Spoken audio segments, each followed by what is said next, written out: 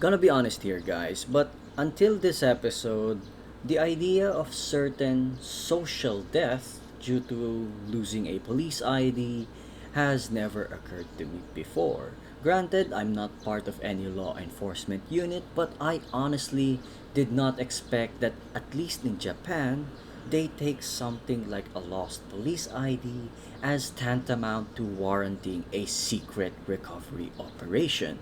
Probably not a piece of information that we would need, but knowing how serious they are, even with their IDs, it really says a lot about their pride and confidence as the guiding hand of the law. As for the second half of the episode, we're met with another grim moment that nobody wanted to see, both in the show and in real life.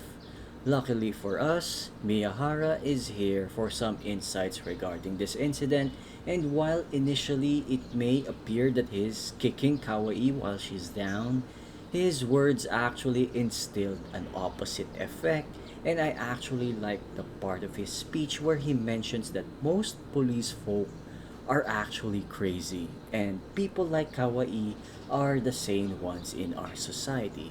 And it pretty much tells us that police work in general isn't for the faint of heart, which, mind you, is something that is easier said than done.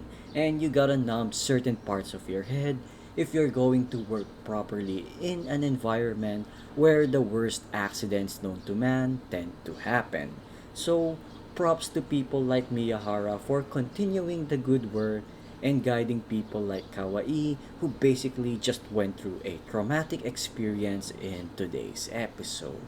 And with that said, that's basically it for this episode. Definitely another well written episode from the author. And as always, I thank you all for watching and see you guys next week.